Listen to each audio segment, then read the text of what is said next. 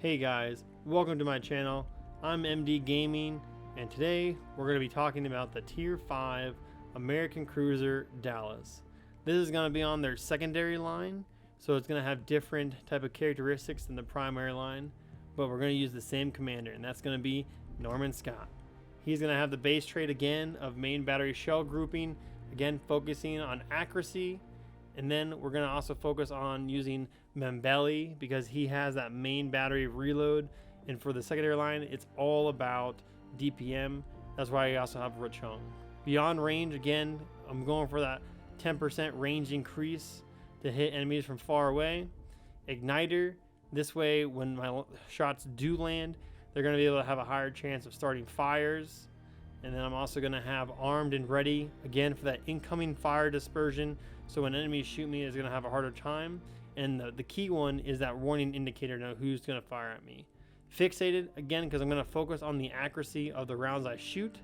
And then lo and behold, it's also going to be refill station. Again, going for that 10% decrease, so I have stronger DPM. And then also, if I'm within range of my team, I have that main battery range. Another one you could choose is, say, steer clear for rudder shift if you want to try to be a little bit more maneuverable. But I feel like the secondary line really focuses on hiding behind islands, and that's how they're successful. So let's jump into the game and watch the content. Now, the secondary line for the American cruisers focuses more on lobbing shots. So this cruiser line is really going to focus on your ability to find cover in order to get rounds downrange to start fires and do a lot of damage to the enemy. Initially, we look at this map and you can kind of see there's very little island cover on the A side, so I'm kind of at a disadvantage. So my plan is to slow down and be within the group of battleships.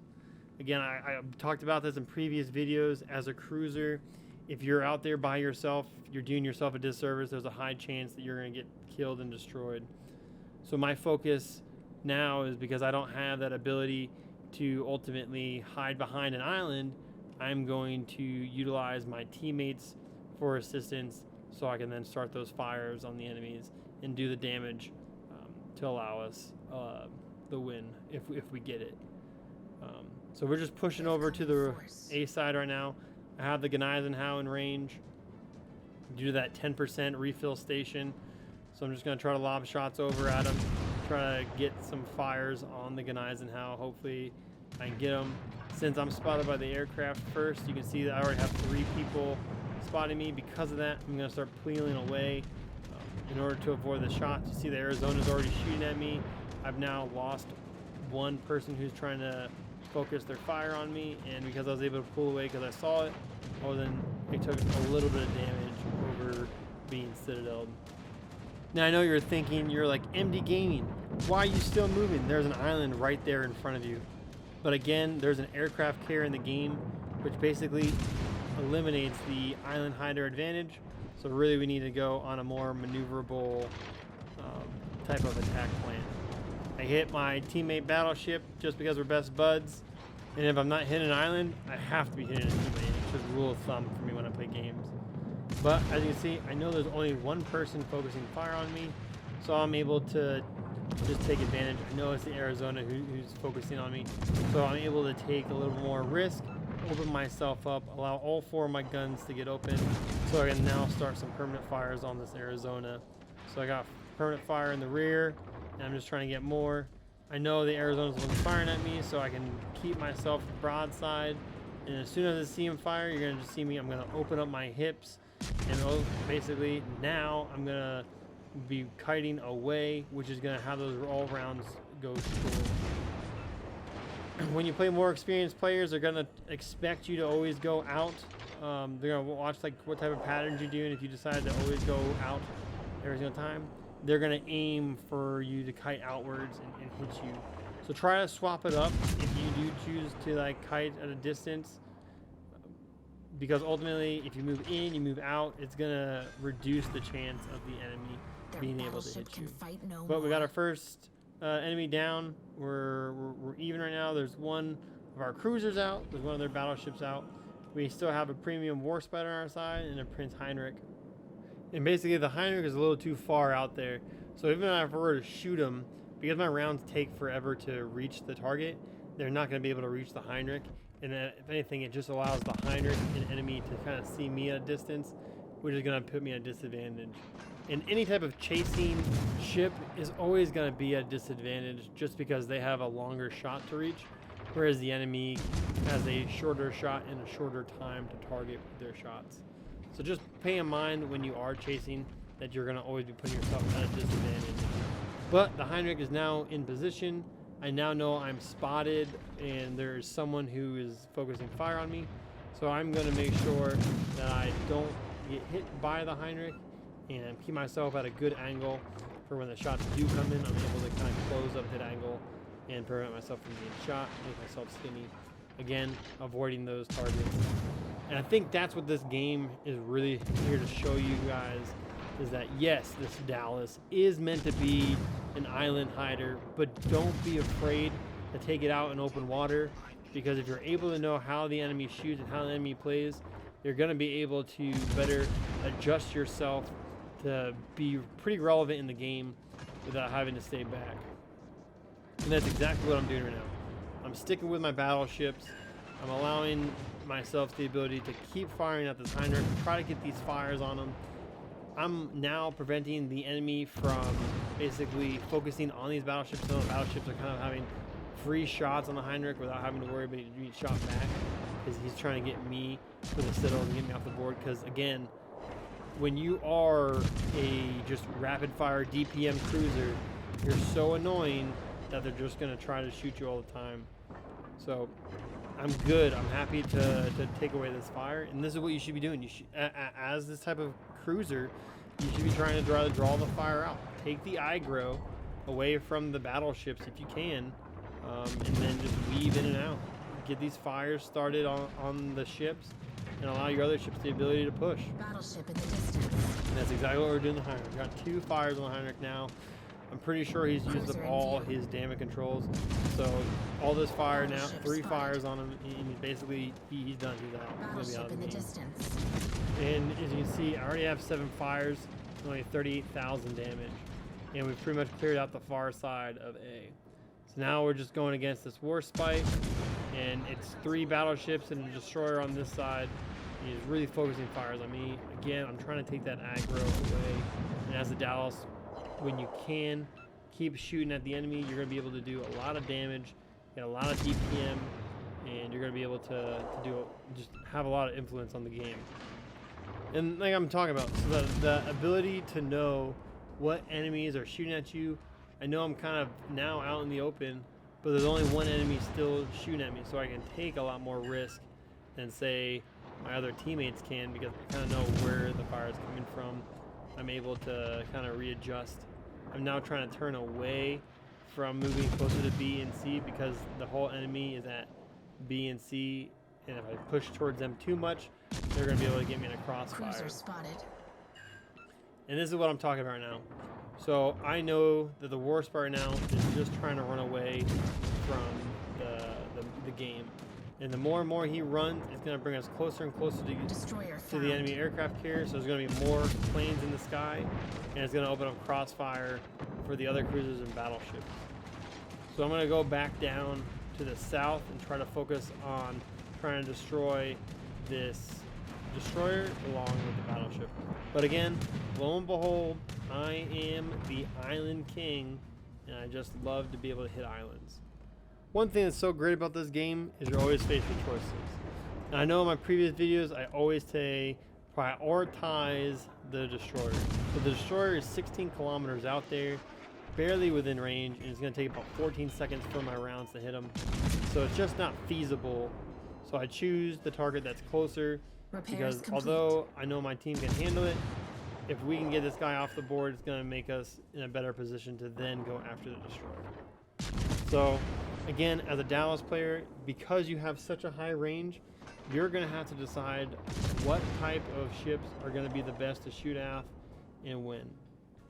So the Gunner Eisenhower is perfect, because ultimately, if we can get him off the board, we get pretty much a brawling battleship off, which is going to, again, help us all out in the long run. And hopefully the aircraft carrier can get the assistance that he needs to destroy the destroyer, because there's no way I'm going to be able to reach him.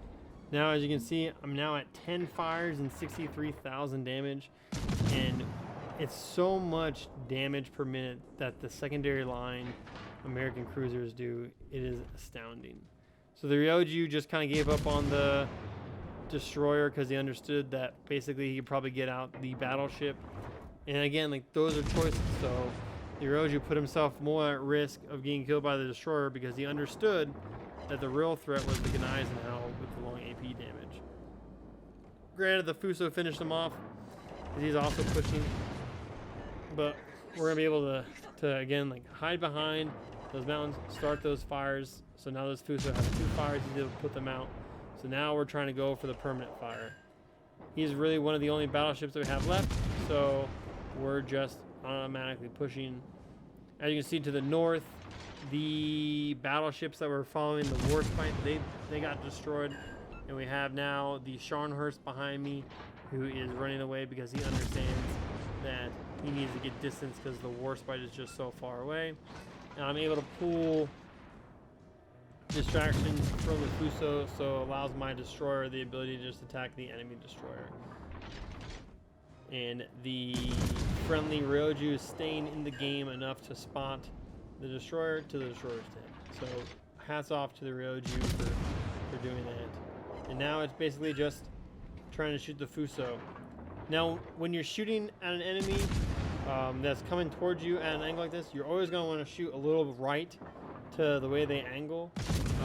I'm shooting a little high. Sometimes you want to shoot a little bit lower, because if you can shoot a little bit lower at the base, say for battleships, you're going to be able to land on their superstructures. If you land right at the ground of it, sometimes like you won't be able to hit the superstructure. So aiming here is allowing us to get damage. We're now at 14 fires, which is nice. It looks like he has 3 fires that are on him, so I think the Scharnhorst has some of his own fires on there. But again, I'm angling away, I'm making myself a hard target, and I'm allowing the Fuso to try to focus me, but he's not. He's focused on the Scharnhorst, which is like a smarter decision. Luckily, our destroyer was able to destroy him. So here's a good talking point that I really wanted to kind of explain. So this Scharnhorst, he has done a fantastic job this entire game. He's really been helping out the team. And the one issue that happened is he just kind of didn't know how to counter the Dallas. And this is really talking about how to counter the Dallas. So we have this Dallas right here who's just laying down fire shots on the Scharnhorst. What the Scharnhorst be trying to do right now is turning towards B and beelining it to the island. But instead, he's trying to take a round curve in order to get those shots off to hopefully try to get the Dallas around. The issue is the Dallas has the advantage because he has a higher arch length, and he's able to kind of push further into the island. And the further he pushes in, it makes it harder for anyone else to attack. So I was able to get a couple hits off. He kind of knows, oh crap, I need to move forward. And so now because of this, he's now trying to free himself. And now the Scharnhorst, who's trying to shoot him, is way out in the open water, which is prime real estate for a Dallas player to play to set fires on the enemy. If that Scharnhorst were able to turn in and hug that island, he would have then been able to skirt around and maybe use torpedoes against the Dallas, because the Dallas has no torpedoes, or use his AP to basically affect them in Citadel. But because he's doing the open water, there's no help for him. Same thing with the destroyer. Now, I'm not saying it's a bad decision, either one of them. They decided to play the way they wanted to play, but you also need how to know how to counter these ships. And the closer you get to islands, the more effective it is going to be to avoid the enemy. And by getting closer to the islands, you're not going to put yourself into a position where everyone's going to start shooting at you and get focused fire. And again, it's easy for me to say in hindsight after the game's over, that Scharnhorst player might have saw that we only had 2.5 minutes left. He was just trying to get an angle to try to get those kills and save B base. So he was playing his way, which is not bad at all. It's just anyone who plays against the Dallas needs to know, or any type of a glob shooter, get out of open water if you know you're going to get spotted some type of aircraft. If you have the ability to push close to an island, because then you're going to put them at a disadvantage when you get close, because their rounds are not effective against battleships in close range. But we're at a 1 kill game right now, so hopefully we can try to reset this Dallas and destroy him, or at least reset it before it gets the base. He gets the base, and now there's not enough time to really win by 1 kill. We have to go for 2 kills, but the aircraft carrier hasn't been seen for a while, and the enemy Warspite hasn't been seen for the edge of the map. So I'm assuming that the Warspite is near C and is going to do some type of crossfire, and then he immediately pops up right next to B. So even if we tried to destroy the Dallas at B, that Warspite most likely would have been able to capture it, and then we still would have been down. So now it's going to be us trying to kill 2 kills in order for us to take this game. It's going to be very difficult. And honestly, we didn't get it done. But that's okay though, because this game is to show you how to play the Dallas. I thought this game was a fantastic game of trying to show how to kite with the Dallas. Because ultimately, we didn't win this game. But this last part here really shows you the importance of target prioritization. That Warspite is going to have a lot of ability to do damage. And that Dallas is also the same exact ship as I am, so he's going to have a pretty strong ability to affect damage also. But we got 37 seconds left. I'm hoping that I can destroy, hopefully, the Warspite. But you're going to just watch how this kind of works. So I'm focusing on the Warspite, and so I'm just going to set this fire on him. Hopefully I can get him. I'm going to go broadside to him. I'm about 5 kilometers away. I don't think he's going to have the ability to Citadel being this close. And he has HE loaded. So I get a couple shots off on him. He's super low. I'm like, all right. I now have 2 fires on him. I know I have the Warspite dead. If I can kill this Dallas, the Warspite can like burn out. And so I hit him, get 4 Citadels, gets a little bit safe, and then I die. But that is a prime example of target prioritization. If I was able to destroy the Dallas, the Warspite definitely would have died. And if there was another ship around, it would have been differently. But it just goes to show you that even if you have a good game and you play a good game, you can still lose. And you can still learn a lot when you do lose. But at the end of the game, I had 130,000 damage, 17 fires, and I had 1,736 XP on the losing team, which isn't that bad at all. But with that, I appreciate everyone for coming to watch my video. Please like and subscribe if you like it. Most importantly, though, leave some comments so I can know how I can improve myself, because the comments that you guys leave helps me become a better content creator. But thank you guys so much. And with that, MD Gaming out.